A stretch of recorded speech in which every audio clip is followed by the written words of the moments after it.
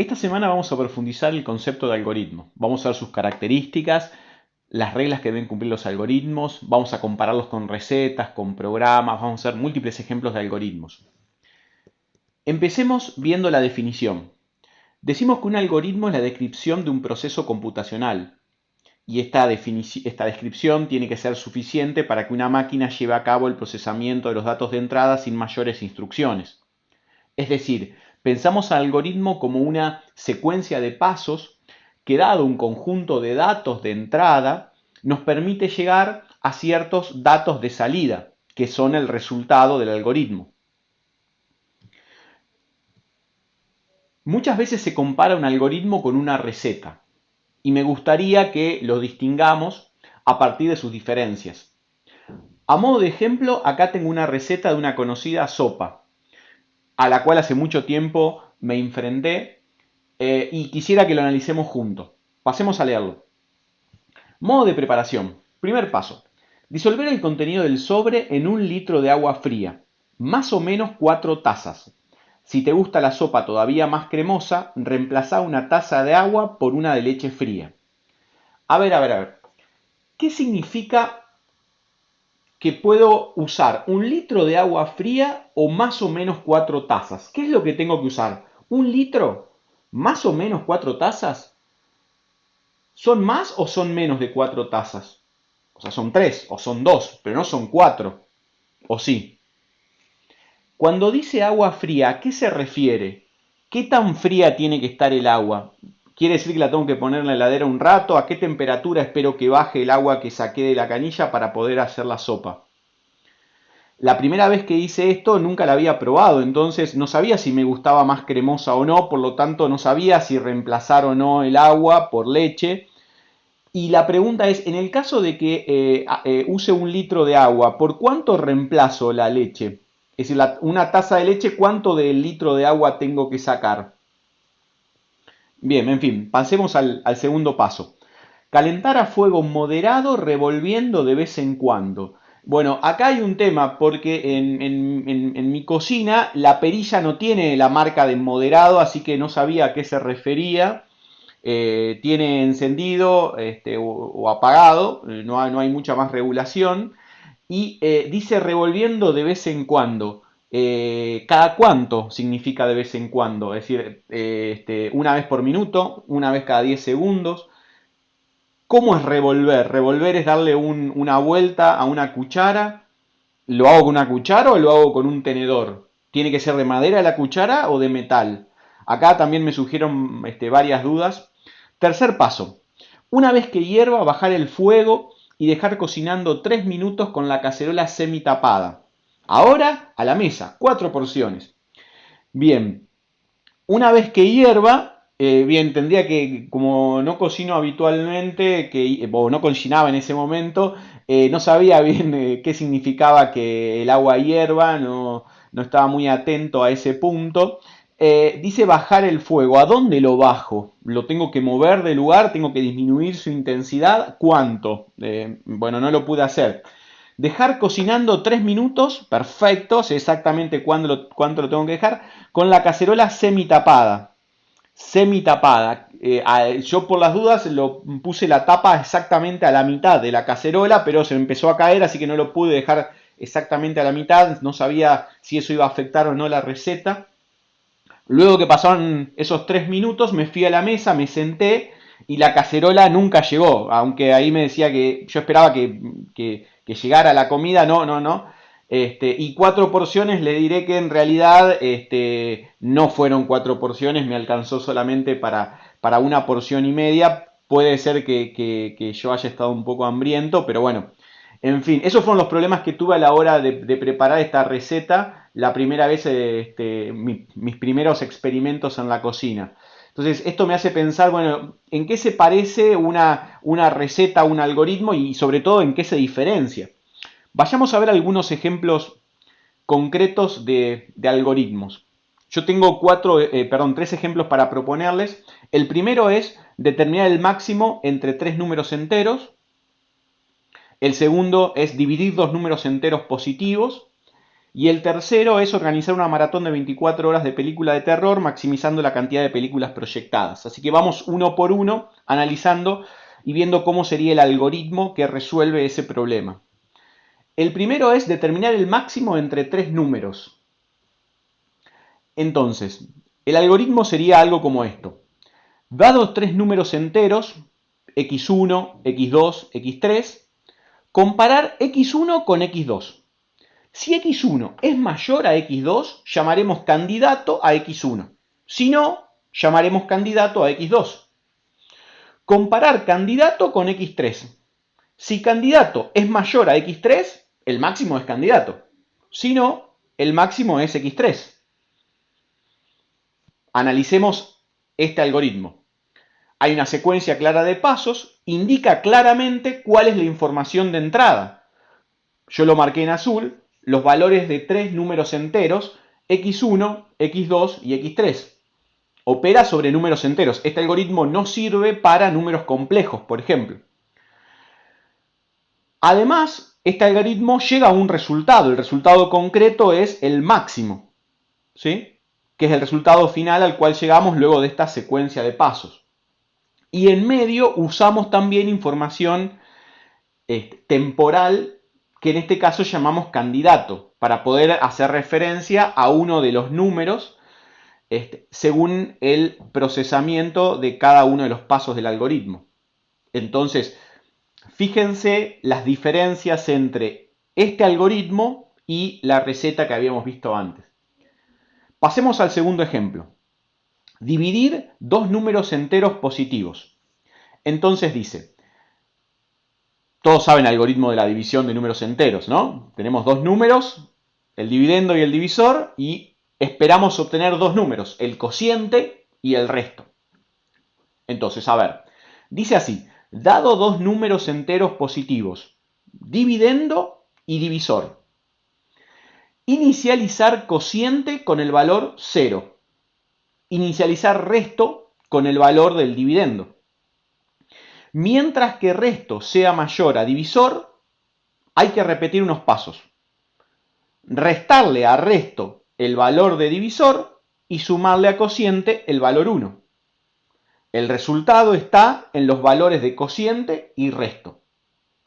Vamos a repasarlo porque este algoritmo es tal vez un poco más complejo que el anterior. Es un algoritmo de división basado en restas sucesivas. Entonces, claramente tenemos dos valores de entrada, el dividendo y el divisor, que tienen que ser, para que este algoritmo sea exitoso, dos números enteros positivos, dividendo y divisor. ¿Sí? Por ejemplo, 8 y 3. Queremos dividir 8 en tres partes. ¿Sí? Entonces, inicializar cociente con el valor de 0. Bien, entonces cociente, como está en verde, es una de las piezas de información que usaremos temporalmente. Lo ponemos en 0. ¿Sí? El cociente es uno de los resultados de la división entera. Por ahora lo vamos a inicializar en 0 y vamos a ir aproximando una mejor solución. Y vamos a inicializar el resto con el valor de dividendo. ¿Sí? Entonces, en ese caso, vamos a tener que resto va a valer tanto como dividendo. En este caso, 8. Cociente en 0, dividendo que vale 8. Lo vamos a guardar como resto en principio. Entonces, decimos, mientras que resto sea mayor a divisor, vamos a repetir un par de pasos. Entonces, el resto, ¿cuánto vale inicialmente el resto? Y el resto dijimos que valía tanto como el dividendo, entonces vale 8. ¿Es mayor que el divisor? El divisor es 3. Sí. Por lo tanto, le restamos al resto el valor de divisor. O sea, hacemos 8 menos 3. Nos queda 5. Y le sumamos a cociente 1. Entonces, cociente que valía 0, ahora vale 1. Entonces, nos quedó, después de este paso, resto valiendo 5 y cociente valiendo 1. Ahora decimos, bueno, resto, ¿es mayor a divisor o no es mayor a divisor? Y sí, es mayor todavía, porque resto ahora vale 5 y divisor vale 3. Entonces volvemos a hacer este paso, que es restarle a resto el valor del divisor, le restamos al valor de resto, que vale 5, le restamos 3, ¿sí? Entonces nos queda resto con 2, ¿sí? Y a cociente le sumamos 1, cociente valía 1, le sumamos 1, vale 2. ¿Ok? Ahora vemos, ¿el resto vale más? ¿Es mayor al divisor? A ver, el resto nos quedó en 2. ¿Es mayor a divisor? ¿Divisor vale 3? No, no es mayor a divisor.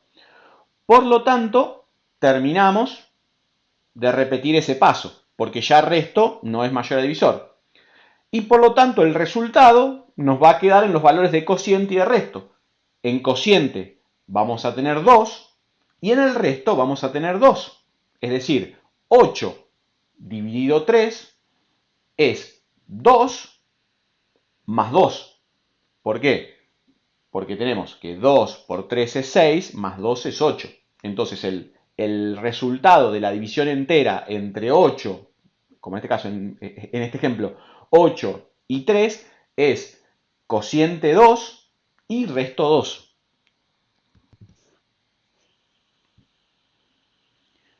De vuelta en este algoritmo, vemos la secuencia clara de pasos y vemos que a su vez tenemos un paso que es un poco más complejo porque implica una repetición de un conjunto de pasos dado a una condición. Pero acá no hay ningún tipo de ambigüedad, no hay duda respecto a lo que tenemos que hacer, no hay duda respecto a cuál es la información de entrada, que yo marqué en azul, cuál es la información de salida, que yo marqué en rojo, que es el resultado, y cuál es la información intermedia que vamos obteniendo, sobre la cual vamos acercándonos a la solución.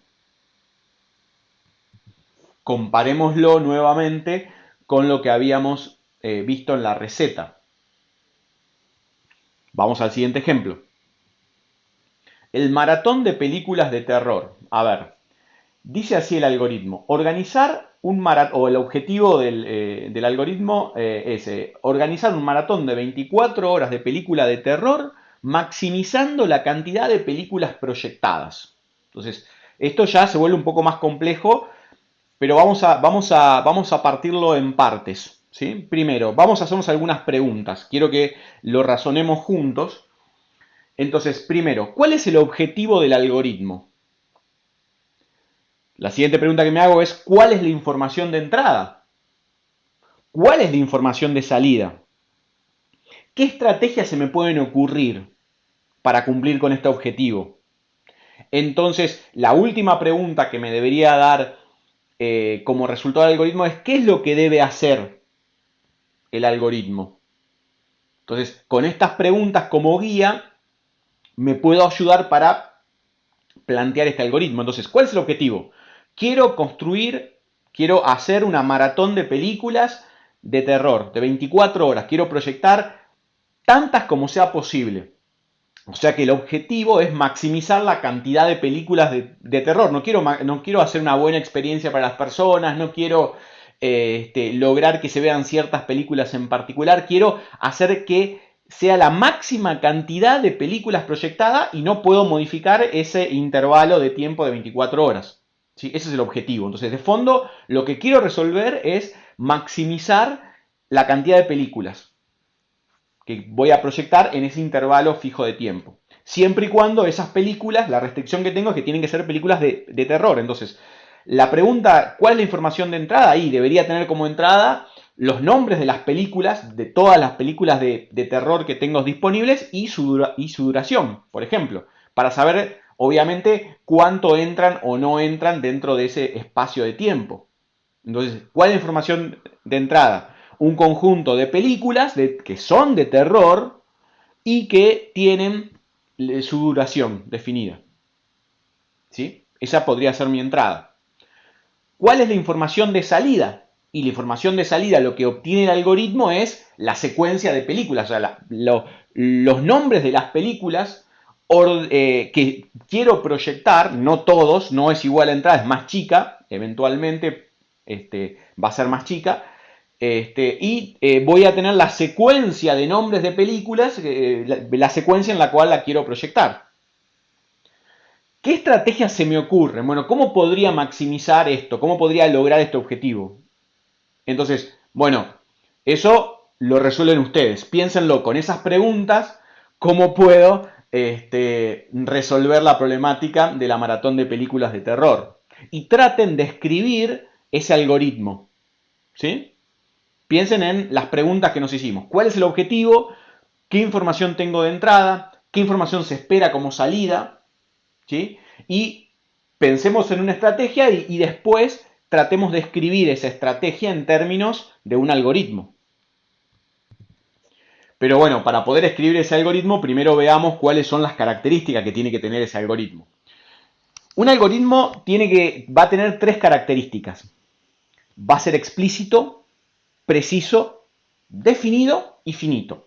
Analicemos uno por uno cada una de estas características que tiene un algoritmo. Primero, es explícito. Eso quiere decir que está expresado de manera clara y detallada.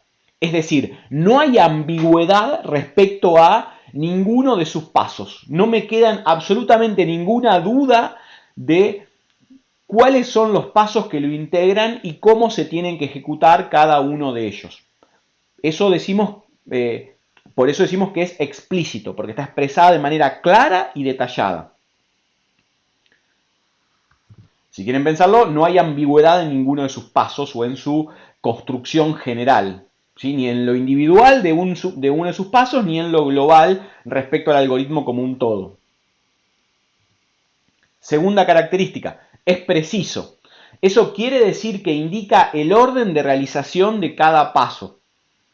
No solamente cada uno de los pasos son claros, sino que el orden en el cual debo ejecutar cada uno de estos pasos está precisado, ¿sí? No hay ninguna duda respecto al orden de los pasos. Tercera característica, está definido. Eso quiere decir que si se ejecuta dos veces, obtiene el mismo resultado cada vez. Es decir, siempre y cuando lo ejecute sobre el mismo conjunto de datos. Por ejemplo, nosotros decíamos, si divido dos números enteros, siempre y cuando la entrada de ese algoritmo sean los mismos dos números enteros, voy a obtener el mismo resultado. No debería tener mucho sentido que 8 dividido 3, un día de una cosa y otro día de otra, ¿no? O sea, un algoritmo está definido de tal manera de que siempre voy a llegar, dado una misma entrada, a la misma salida. No hay ningún componente externo que no sea los datos de entrada que cambien el resultado de ese algoritmo, que cambien los datos de salida. Entonces, por eso decimos que está definido. No existe componente de aleatoriedad en un algoritmo, no hay nada que pueda cambiarlo, que pueda cambiar el resultado, salvo la entrada. Cambio la entrada, obtengo una salida diferente, pero para la misma entrada obtengo siempre la misma salida. Eso lo decimos diciendo que es definido el algoritmo. Y por último, decimos que el algoritmo es finito. Esto no quiere decir que sea angosto, no nos confundamos. Quiere decir que tiene un fin. Es decir, tiene un número determinado de pasos. No pueden ser infinitos. Un algoritmo no puede durar para siempre. En algún momento termina, ¿sí? Entonces decimos que es finito.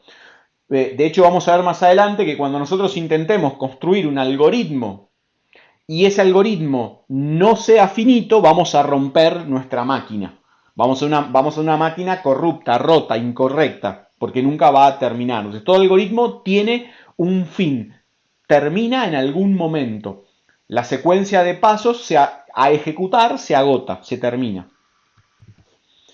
Por lo tanto, una definición un poco más acabada de un algoritmo puede ser la siguiente. Un algoritmo es la especificación de un proceso que se aplica sobre un conjunto satisfaciendo las siguientes reglas. Dos puntos. Entonces, vamos a ir al detalle de cuáles son las reglas concretas. Primera regla. Define los posibles conjuntos de datos sobre los que se aplica. Es decir, todo algoritmo, para que esté correctamente construido, tiene que indicar cuáles son el conjunto de datos de entrada. Por ejemplo, cuando dijimos nosotros, voy a hacer una maratón de películas, bueno, yo digo la entrada a este algoritmo es una lista de películas, de nombres de películas con sus respectivas duraciones. Esa es la entrada. No admite una lista de temas no admite películas que no tengan nombre o películas que no tengan extensión o no admite palabras. Admite los nombres de las películas con su respectiva duración. O el algoritmo de, por ejemplo, encontrar el máximo entre tres valores es un algoritmo entre números enteros. Siempre que yo tenga tres números enteros, no importa si son enteros positivos, negativos o qué valor de entero, cualquier tipo de dato que sea entero, voy a poder encontrar el mayor, el máximo. Por ejemplo, si fueran, como les decía, si fueran números complejos, no podría, porque hay operaciones, por ejemplo, como comparar dos números complejos, que no puedo porque tienen dos componentes, la componente real y la componente imaginaria, ustedes ya sabrán. Entonces, bueno, todo algoritmo define cuáles son los datos de entrada y lo define con claridad, el posible conjunto de datos de entrada. Lo puede definir por extensión, o sea, enumerando, o lo puede definir a partir de una regla. ¿Cuál es la regla que tienen que cumplir? Todos los datos que ingresan a ese algoritmo para que el algoritmo pueda llevarse adelante. Vamos a la segunda regla. Define un conjunto de operaciones elementales a partir de las cuales se construyen todos los pasos del proceso. Es decir, el algoritmo como tal va a estar compuesto por una secuencia de pasos. Esa secuencia o ese grupo de pasos, ya vamos a ver que hay más que la secuencia, pero bueno, nosotros tenemos que tener operaciones elementales y sobre esas operaciones elementales vamos a basar nuestra definición del algoritmo. Entonces tenemos definido, con la regla 1, nos obliga a definir el conjunto de datos de entrada, y en la regla 2 nos dice, bueno, vos tenés que tener definido cuáles son las operaciones elementales. Por ejemplo, en el algoritmo de buscar el máximo entre tres números enteros, la comparación por mayor, si x1 es mayor a x2 o si un número es mayor a otro, es una de las operaciones elementales que tenemos. La comparación por mayor. En este algoritmo no nos hace falta una operación para comparar por menor o una operación para sumar o para restar. No, necesitamos una operación elemental, entre otras, ¿no? Pero una operación elemental que nos permite decir si un número entero es mayor a otro número entero, ¿sí? O por ejemplo, en el algoritmo de la división de dos números enteros, tenemos que tener la operación elemental para sumar un número a otro o para restar un número a otro. ¿Sí? Son operaciones elementales. Entonces, todos los pasos del algoritmo tienen que estar definidas sobre este conjunto de operaciones elementales. ¿Sí? Regla número 3. Define el orden o los posibles órdenes en los que el proceso se lleva adelante. ¿Sí?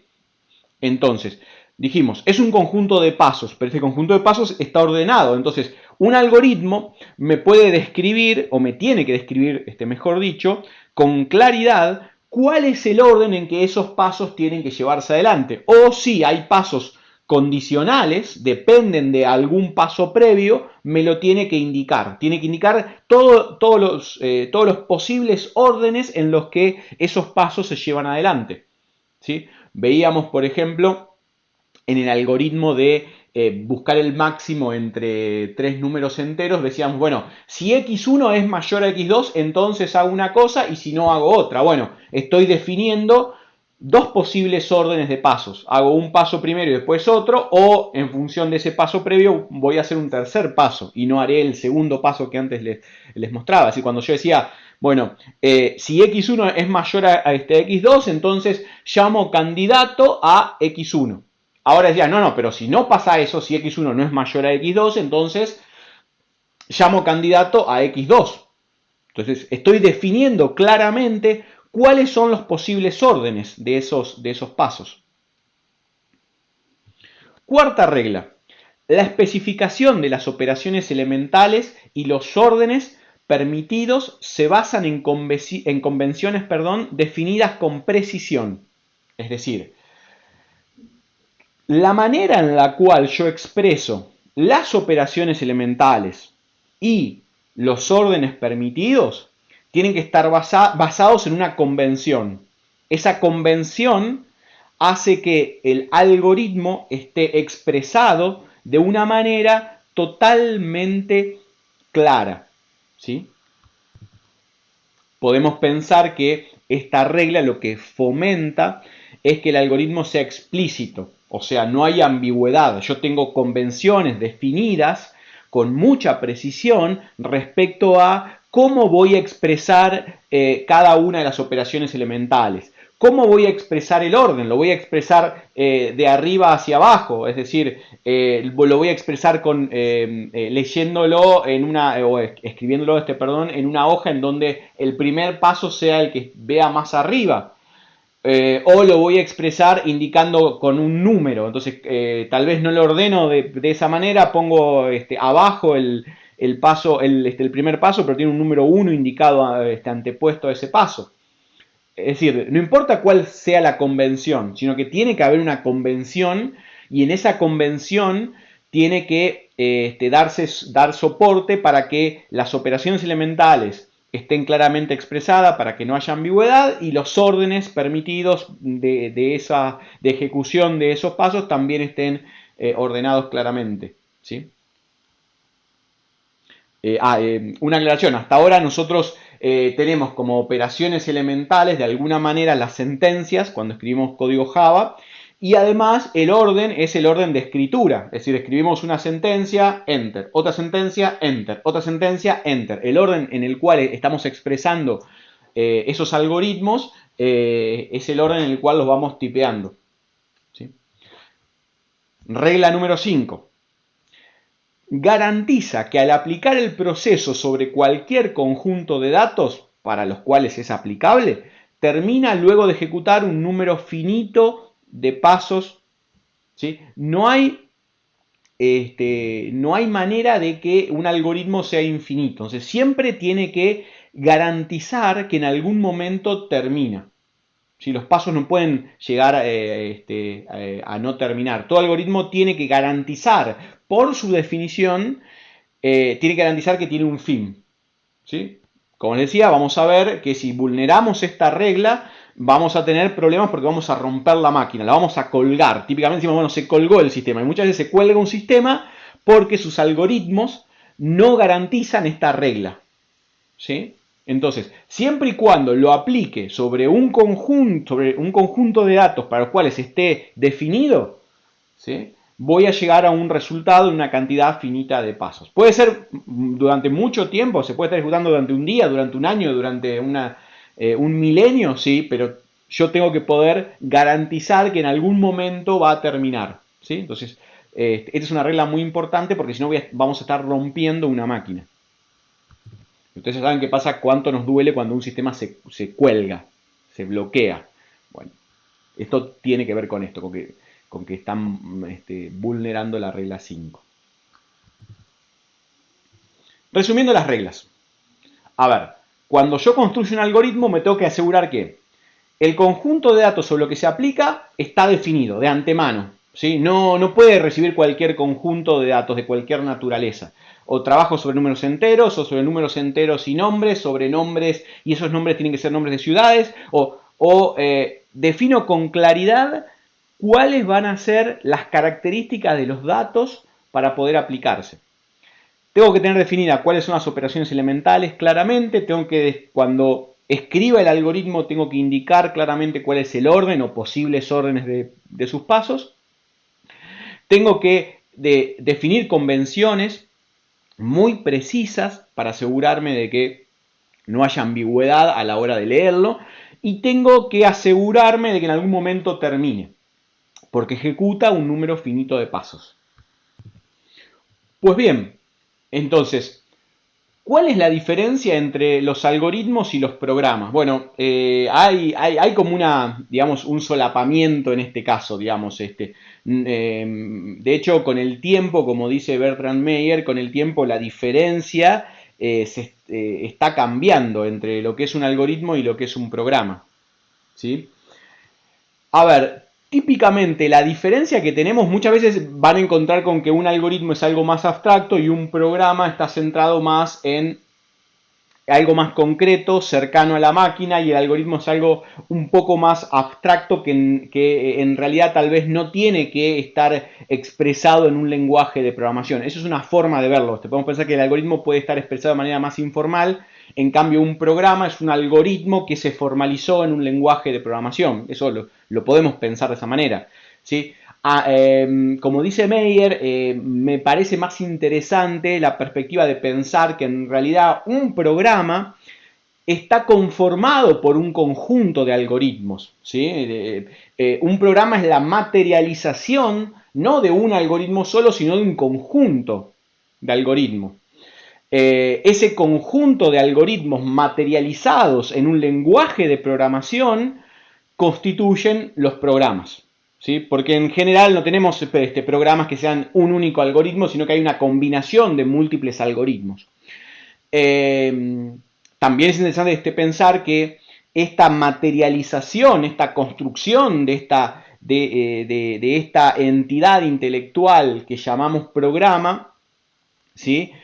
Es parte del software, ¿sí? Como decíamos en los primeros videos, el software es una construcción intelectual, pero que no solamente se limita a hacer los programas que construí. O sea, no es solamente la implementación de los algoritmos el software, sino que el software es toda la información generada, todo el valor que genero en términos de información cuando combino un montón de algoritmos, los implemento a través de programas y de esa manera construyo una pieza de software en la cual tengo como resultado tanto el programa ejecutable como el conocimiento que generé en las personas que lo usan, como en las personas que lo construyeron, como los efectos que genera el uso de este programa. A todo eso le llamamos software, ¿sí? Entonces me interesaba que veamos esta perspectiva de algoritmo, programas, software. Para sintetizar los conceptos que veíamos en este video. 1. Algoritmo. Decimos definido, finito, preciso, explícito. Repasen estos conceptos, tengan las definiciones en su cabeza, practíquenlas, explíquenle a alguien más qué significa un algoritmo, qué es un algoritmo, por qué tiene que ser definido, por qué tiene que ser finito, por qué tiene que ser preciso, por qué tiene que ser explícito. Esas respuestas del por qué tienen que cumplir esas características un algoritmo, es importante que las puedan definir, ¿sí? Tanto las características como la razón por la cual un algoritmo tiene que cumplirlas. Y obviamente recuerden que tenemos esas reglas nos van a guiar a la hora de construir cualquier algoritmo. Bien, les dejo la bibliografía por acá en la presentación. Y por último, me gustaría, para cerrar este video, esta parte si quieren lo pueden cortar y no dejar de verlo, pero es interesante. Tal vez ya lo leyeron en la secundaria, pero me gustaría que lo vuelvan a escuchar a este cuento de Cortázar, que está en su libro Historias de Cronopios y de Famas, que se llama Instrucciones para subir una escalera. Después les voy a dejar un video que encontré por ahí en YouTube donde está el mismo Cortázar leyendo parte de este cuento maravilloso. Así que me gustaría compartirlo con ustedes un minuto. Entonces, Instrucciones para subir una escalera de Julio Cortázar. Nadie habrá dejado de observar que con frecuencia el suelo se pliega de manera tal que una parte sube en ángulo recto con el plano del suelo y luego la parte siguiente se coloca paralela a este plano para dar paso a una nueva perpendicular, conducta que se repite en espiral o en línea quebrada hasta alturas sumamente variables. Agachándose y poniendo la mano izquierda en una de las partes verticales y la derecha en la horizontal correspondiente, se está en posesión momentánea de un peldaño o escalón. Cada uno de estos peldaños, formados como se ve por dos elementos, se sitúa un tanto más arriba y adelante que el anterior, principio que da sentido a la escalera, ya que cualquier otra combinación producirá formas quizá más bellas o pintorescas, pero incapaces de trasladar de una planta baja a un primer piso. Las escaleras se suben de frente, pues hacia atrás o de costado resultan particularmente incómodas. La actitud natural consiste en mantenerse de pie, los brazos colgando sin esfuerzo, La cabeza erguida, aunque no tanto que los ojos dejen de ver los peldaños inmediatamente superiores al que se pisa y respirando lenta y regularmente.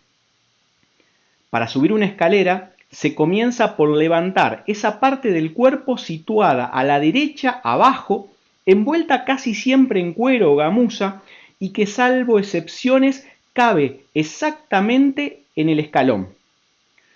Puesta en el primer peldaño dicha parte, que para abreviar llamaremos pie, se recoge la parte equivalente de la izquierda, también llamada pie, pero que no ha de confundirse con el pie antes citado, y llevándolo a la altura del pie, se le hace seguir hasta colocarla en el segundo peldaño, con lo cual en este descansará el pie y en el primero descansará el pie.